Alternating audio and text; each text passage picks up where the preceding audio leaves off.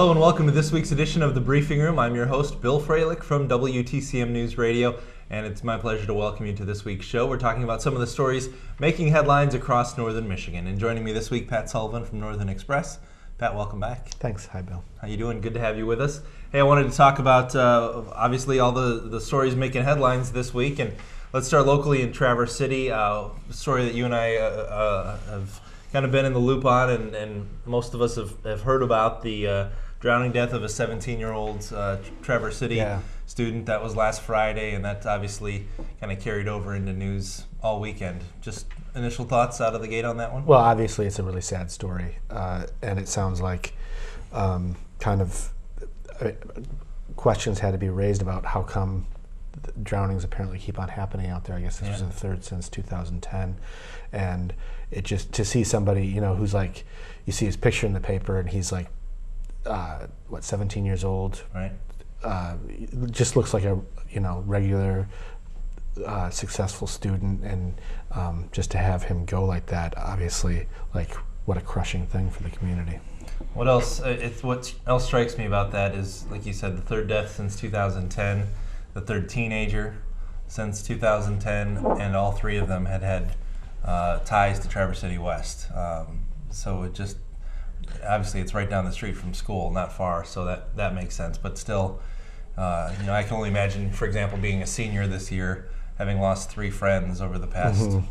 And what is it about? What is about that? Is it just a coincidence that at that pond? That, I mean, I haven't looked into it. I've read other stories about it. The Record Eagle has done a nice job reporting on it, and I've just written a little thing about it. But it's crazy that just this little lake has taken so much. Yeah, and I think as far as I'm aware, they're still kind of looking into those similarities, and obviously for some people there are more unanswered questions still out there. So the other similar story from the week, Monday, the memorial for Helen Milliken. I heard that there wasn't a lot ahead of time. There wasn't a lot of instructions for the media to how they were going to cover that day. Like, you were in the morning, I heard that you still didn't know where you were supposed to go or when you were supposed to. Yeah, that's a good point. I had covered that. We went over there. Basically, I was on the phone to the college, to the governor's office, the police. Usually, my thought process would have been, we've got, if not, Secret Service, but we've got some hoops to jump through to kind of get on the list, to say we're with the media, to say we're going to be here with cameras or tape recorders or whatever. And there was none of that. The college initially wasn't real sure what to tell us. Governor's office, I had to leave a couple of messages before I got through to anybody. I know, it's like, if you just talk about, let's say we're going to cover a funeral, it's always an iffy proposition, right, depending on who it is. A lot of times, maybe a newsworthy event that led to a death, and you're trying to cover the funeral, you don't know whether the media is going to be welcome there. This was a case, though, where this was obviously a public ceremony. Right. Open to the public. Open to the public. I mean, she's a beloved public figure. The media is clearly supposed to be there. Yep. It was odd to me that they hadn't announced and had something on their website or something that they sent out that said, this is where you're supposed to be. This is what's going to happen. This is the protocol, that sort of thing. It was strange, and we've got some photos to show you as well, courtesy of various sources. Up North Media obviously was there as well, and you can hopefully, if you missed it, catch the rebroadcast here on this channel and see what went on there with the guest speakers. Governor Rick Snyder, Debbie Stabenow appeared via satellite, and then Joyce Braithwaite Brickley, former staff member and longtime friend of the Millikens, also spoke, as well as Bill Milliken Jr. So about a little over an hour-long ceremony. Like you said, though, Pat, what was weird was there was no actual protocol written up for us. There was no email invitation. There was no, please RSVP, let us know you're coming, which we would think typically happen. I guess maybe what was so strange about this too is that Helen Milliken died back in November. We're waiting 7 months to actually get to this point of a public memorial. And there was a family memorial much earlier, and this was clearly the public. The memorial. public memorial. Was it confusing when you got when you arrived at the location? And No, not. I mean, there wasn't. I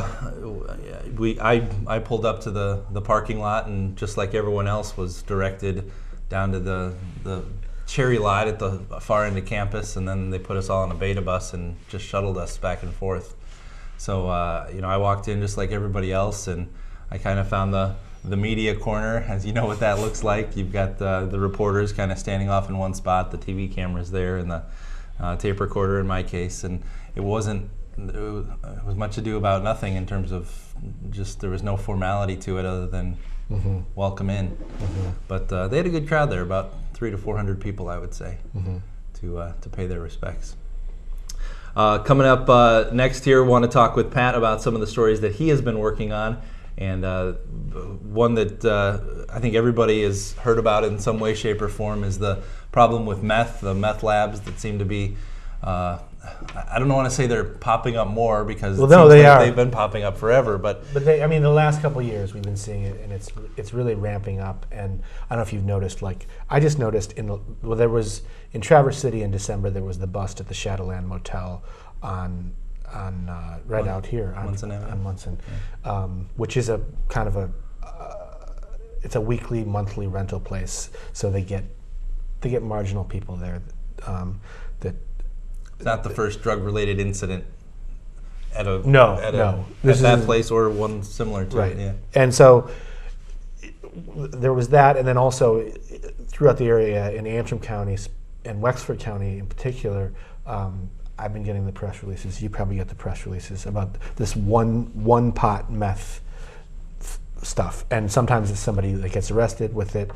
Sometimes they find a bottle on the side of the road and they have to call in a hazmat team. That does seem to be more common, the one pot systems, where it's just this, if you see a suspicious bottle, don't touch it. Yeah. And it's almost, I mean, and it's toxic. It's almost, yeah. So it's like, it is dangerous chemicals that you really shouldn't touch, and that they need to bring in a special team to, I mean, when you think of drug dealing, traditionally it's like cocaine or heroin or something, or some product that's brought into the area. And this is totally different, because it's a bunch of stuff you can buy at a hardware store and a pharmacy. You mix it up in a 2-liter pop bottle, and you learn how to do it over the internet, and it is really toxic. I mean, I guess you put the main ingredient is Sudafed, and that's how they try to stop it, because if you go into the pharmacy now to buy Sudafed, you have to sign a registry, and your name gets put into a database, and the cops can track that. They swipe your driver's license. They check they check your identity. And what I found so interesting about these stories, one of the things, like these guys, they know all about it. The guys who are involved in making this stuff, so they know how many Sudafed purchases they can make in a given period of time, and once they reach that limit, then they have to find other people to buy Sudafed. And so they're always trying to bring in new people, and it's not like they're making the meth and they're selling it for a lot of money. They're making the meth so that they can use it, and they're sharing it with whoever bought them Sudafed. And so they keep on having to change, who they're involved with, and it's an interesting subculture. And it's also it's shocking when you look at what goes into it. Like, in addition to Sudafed, there's metal scrapings from lithium batteries, Drano, lye, a couple of just these industrial toxic ingredients that when you think about, like, you're mixing them all together. I guess when you shake up the bottle, you shake it up for, I don't know how long, hours, or they've got to sit there and shake the bottle to get the chemical reaction going. A flame actually starts to grow from within the slurry inside the bottle as they're doing this. So it's like, it's a hardcore chemical reaction of all this nasty stuff. And then when it's done, they wind up with this white paste stuff that they smoke. And it makes them jittery and scratchy, and I guess is pleasant enough that they want to do it again. Yeah, that's I guess that's just bizarre to me in so many ways. And what, like you said, what's interesting is that we're having, whereas maybe 2-3 years ago, Pat, we were seeing meth lab busts in hotel rooms, in apartments, in houses. where there's a meth lab cooking in the kitchen or in a back room.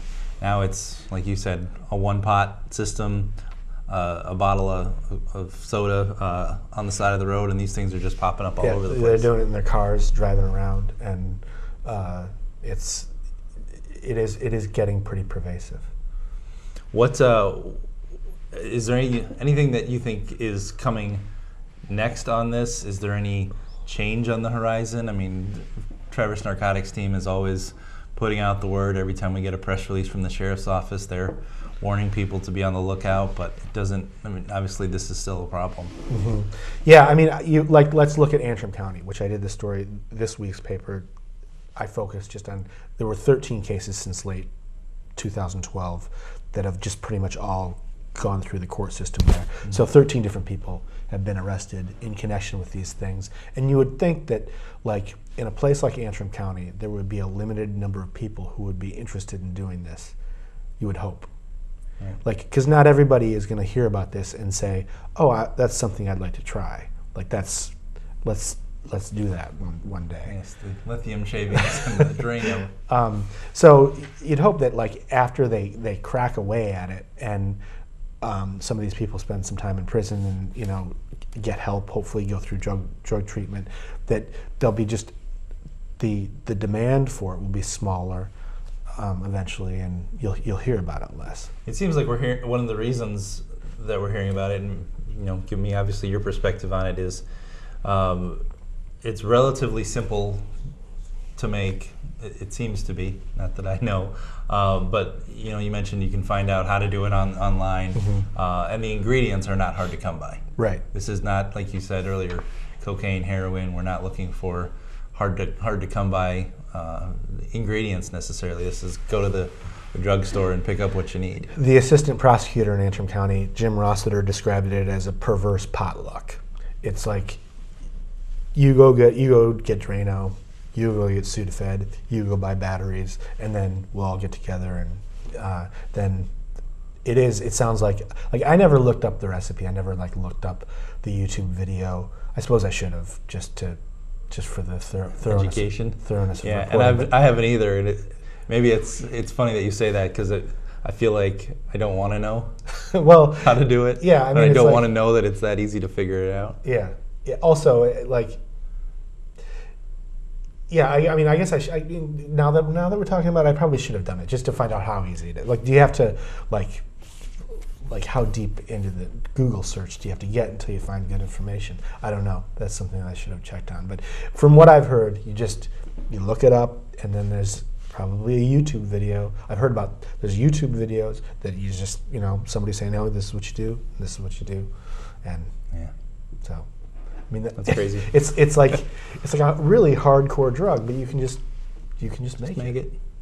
All right, we're going to take a break here on the briefing room. When we come back, I want to talk about fracking and an update to a story that we covered a couple of weeks ago here on the briefing room. We'll be right back.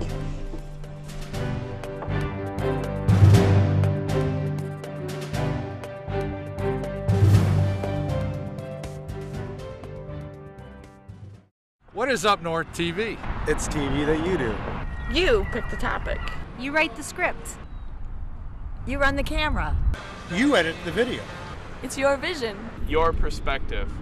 Your story. Commercial free. Free speech.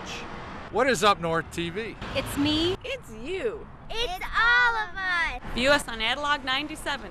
Cable digital too. Digital 992. UpNorthMedia.org.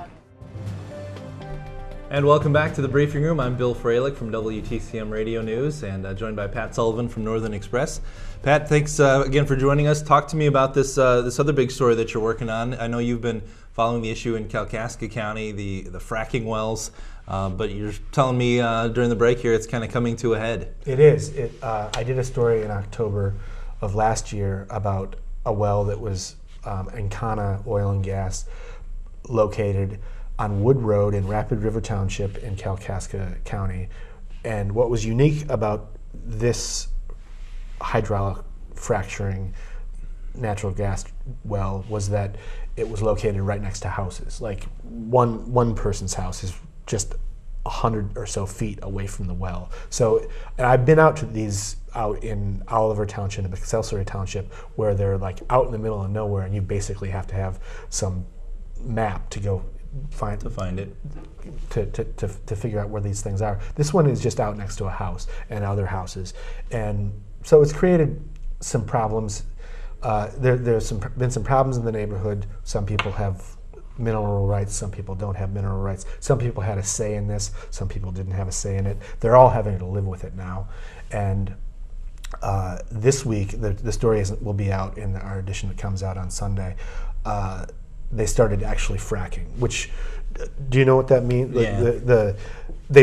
So far they built the pad, they drilled the well, they've done all the preparation, they put in a man camp for all the guys who have to work on it to stay at. They built all the infrastructure. They've drilled water wells so that they have water available. And what they started on Thursday or Friday of last week was the actual hydraulic fracturing, which is when they take millions of gallons of water, they mix it up with sand and with a proprietary mixture of chemicals, and they pump it at high pressure into the well so that it shoots down into the ground and breaks fissures into the rock below so that the natural gas can come out through these cracks, and then that'll make the well operational. They started that, and the whole neighborhood kind of, I started calling around to people, and I went and visited there and talked to some of the neighbors, and people started hearing, there's a lot more truck traffic now, and one woman who lives second closest to the well told me that she could start feeling her house shake while they were doing this. Her house was actually vibrating. And because of the high levels of water used, she said that her water started sputtering, and then a couple days into it, she started noticing this sediment in the water that she found really disturbing. And they felt like they couldn't drink their water anymore. To give you the people who live closest to the well were all offered, like, there's a family who lives right next to it, another family who I'm not familiar with, who I haven't really been able to talk to, who have been involved in the well pad construction, and then this woman who I'm talking about, whose house was shaking. As far as I know, they've all been offered, and Kana has offered to put them up at the hotel of their choice during the fracking process, so they don't have to be there. The woman who I'm talking about, Phyllis Sensky is her name, told me, I'm not going to let an oil company chase me off this house. That she grew up there. She's an older woman. I'm not sure exactly how old she is, but she's a senior citizen. She grew up on a homestead on that property, and she's like, I'm not going to leave. And so they're digging in. And then, so all of this is happening this week, and I thought, well, it's definitely worth a follow-up to write a story about what's going on with the neighborhood now that they started the fracking and now that all this is going on. I think what people have heard maybe is the loudest concerns. I mean, we've got the environmental concerns. We've heard the horror story of you turn on your faucet and you can light your water on fire, which I think that's been proven to be a myth. Right. And so those are the maybe mass appeal concerns. But what are you hearing in that neighborhood? I mean, is it mostly the truck traffic? Is it the water issue? I mean, is it the noise? Is it the all hours of the day and night? I don't know what the restrictions are. I think if you live there, all of that is part of it. And if you live there and you weren't part of the decision-making process and you're not getting, if you live there and you have to look at this thing every day, what you're asking yourself is, how can they be allowed to put this right next to somebody's house without, there wasn't a public hearing, they got to do it. They got permission to do it. And how did that happen? But I think if you step a little bit back, the issue it's an important issue, and then for the community as a whole, and for environmentalists and activists who are following this closely, probably the biggest thing about this is the water usage. It takes enormous volumes of water out of the water cycle, and they never get returned because these chemicals have been introduced and they have to be disposed of in deep injection wells. And the volumes of water that they use are just incredible. Like 9 million. I heard 9 million gallons to frack this well, just this well alone. Did you say they were bringing in extra water too? Well, that was something that I was trying to sort out all week, and it proved very challenging. As I'm writing this story, I get a call from somebody who's following it closely. He's like, "You won't believe this. The water wells at the site have failed. They can't get the water that they need from that aquifer. They've run out of water, and now they're trucking in water from Mansalona and Kalkaska." And so I checked that out, and it is true that over the weekend and into the week, they were I guess they hauled maybe 1 million gallons from Kalkaska, and I'm not sure how much from Mansalona. So they were pretty much nonstop filling up tanker trucks, I think from fire hydrants in Kalkaska, and hauling them over to be pumped in to this this well. I talked to Encana and I talked to the DEQ, and what they said is that it was true that they had to haul water in by tanker truck. What happened was they drilled several wells. I heard 4 wells to be able to supply the water that they would need for the fracking operation. They got 3 of the wells online. They had trouble with the geology on the 4th well. They couldn't get that well up and going. As a stopgap, because they didn't have the water they anticipated they would have, that they needed to truck it in, and it's not an indication that there was a threat to the groundwater source. It was just the mechanics of the well. They weren't able to draw the water that they needed out of it. It wasn't an indication that they had eliminated the water underground. Gotcha. You alluded to the question of how did this all start, and correct me if I'm wrong, this was part of land auction, state land auction, that gas company can just come in and buy up the rights to go do the fracking, which is why there's not public hearing after public hearing on this? Well, this one didn't come from that land auction, because this is on private property. This came from somebody's a group of people own mineral rights to the location of this well, and that's an interesting dynamic that I haven't been able to spend much time on getting into. It turns out, like the woman who I was talking about, Phil Osensky, who's one of the loudest, probably the loudest opponent of this fracking well, owns part of the mineral rights, and so she's going to get some money out of this. But she didn't have a say. I guess she owns a minority stake, so she didn't have any say in whether or not they were going to do this. I don't think she had any say in where they were going to do this, and I'm not sure how that process works. But I know that when they decide to put one of these wells in, the company that does it, Encana or Chevron or whoever it is, will come in, and they need to get permission from the DEQ, and the DEQ looks at a variety of factors, and they don't go to the township and say, "Can we do this?" That was kind of my last question too. Is there any involvement with any township government or the Kalkaska County government, or is this all through the DEQ? For example, if people have questions, concerns, complaints. The county health department would. I've heard about them being involved if there's wells adjacent to the site that those might need to be approved by the county. But as far as I know, there's not. I can't say that I know for certain that they don't have any say. But the question that this well raised was that, the possibility that this well raises is that in this vast stretch of land where we have this natural gas shale, really a well could pop up just about anywhere. It doesn't matter, it could be if you don't own the mineral rights, it could be in your backyard. Wow. I'm sure there will be plenty more to follow up on that story as things progress. It seems like it. We're going to close out here just with a brief update on a story that we talked about a couple of weeks ago with Jeremy McBain from the Petoskey News, that Charlevoix fireplace issue, which and people I've talked to in the last couple of days who I've updated on this are varying degrees of understanding. The long and short of it is the city council had voted to put in this fireplace. It was a 20-foot tall structure in East Park. And then after they had decided to do this, after several public meetings, some of the residents and business owners got upset that it would potentially be blocking their view of the water. It's a really amazing story. Yeah. You wouldn't think that something as seemingly simple as a fireplace would cause such a commotion in a small town. It certainly did, though. And then, so the city commission backed off that plan. They shortened the scale, lowered the height of the fireplace. But that still wasn't enough. There was a recall election, and a large part of that, I think, was due to the fireplace issue. 3 of the members of the city council were booted off. The 3 new city council members who came onto the city council almost immediately voted to kill the fireplace project altogether. I heard you did some digging into the process as a whole. Yeah, and it came out as I talked with the city yesterday.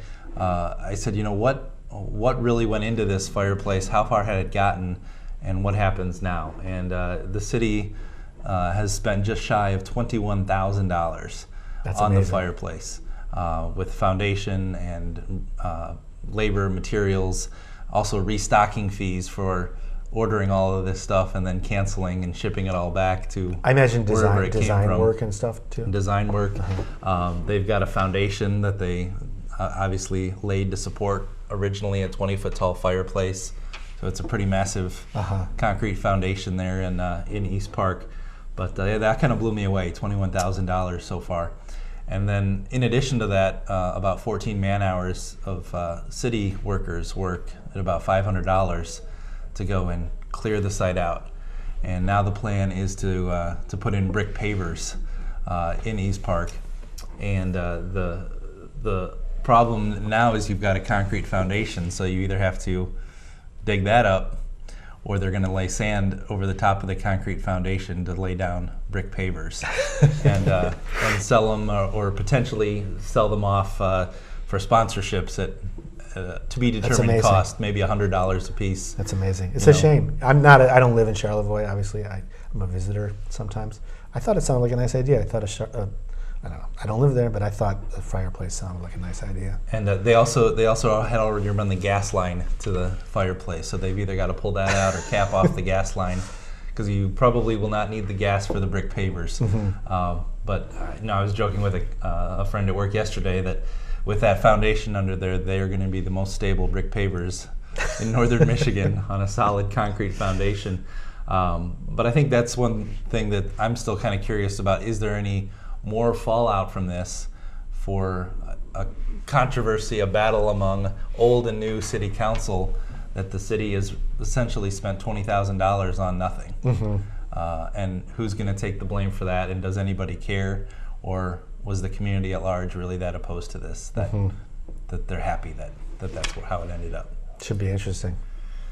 Well, I want to thank Pat Sullivan for coming in and joining us on the briefing room this week. I'm Bill Froehlich, and we'll see you again next week. And don't forget to stay tuned and check out the program schedule for Up North Media, as they'll be rebroadcasting that Helen Milliken Memorial service in the days ahead as well.